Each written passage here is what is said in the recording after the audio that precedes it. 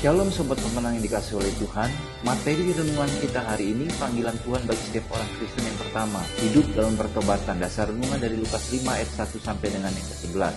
Inti renungan kita hari ini, pertobatan dimulai dari hati dan pikiran yang menetapkan tujuan seperti yang telah ditetapkan Yesus Kristus melalui kematian, kebangkitan, dan kenaikannya ke surga. Sobat Pemenang, ada 3 pertanyaan yang perlu kita renungkan hari ini. Yang pertama, apakah pertobatan itu? Lalu yang kedua, apakah pertobatan kita sudah selaras dengan tujuannya menebus kita?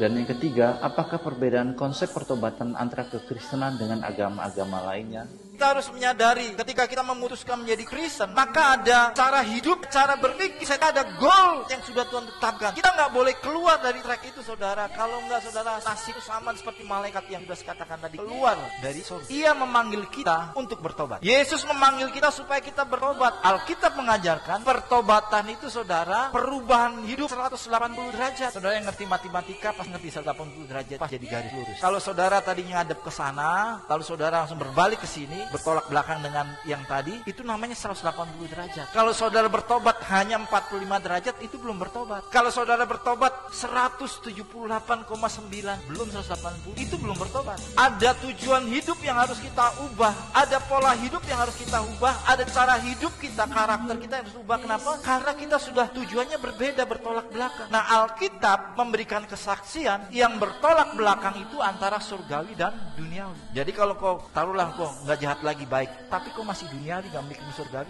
kau belum bertobat. Kau rajin ke gereja, kau melayani, tapi gak memikirkan perkara surgawi, kau belum bertobat. Makanya Tuhan Yesus katakan apa? Kumpulkanlah harta di mana? Di surga. Bertobat itu bicara tentang tujuan hidup. Seseorang yang tujuan hidupnya jelas, itu pasti arah geraknya, karyanya, tindakannya, pikirannya, cara dia mengambil keputusan, itu gak lepas dengan tujuan hidup. Pikiran kita itu ditentukan oleh tujuan. Ada pemikiran bagaimana caranya sampai ke sana, dan itu kelihatan dalam tingkah laku kita. Demikian sorga, waktu pikiran kita sudah fokus ke rumah Bapa di sorga yang Yesus katakan, aku menyediakan tempat bagimu di rumah Bapakku di sorga. Itu kelihatan dari perbuatan kita, persiapan kita, jerilelah kita, kelihatan sekali. Hari-hari kita menggunakan energi, potensi, waktu, semua kita gunakan, kelihatan sekali. Jadi sekalipun saya pendeta hari ini, kalau pikiran saya duniawi, sebelum pendeta yang belum bertobat, saudara.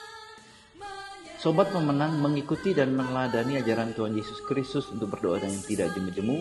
Mari kita responi renungan hari ini dengan berdoa. Bapa, aku perlu rohmu untuk menolongku menjalani hidup selaras dengan tujuanmu sebagai bentuk pertobatanku. Lalu pokok doa syafaat kita hari ini berdoa bagi yayasan dan badan misi Kristen agar mereka dapat menjadi alat Tuhan yang efektif. Salam pemenang dalam Kristus, Tuhan Yesus memberkati.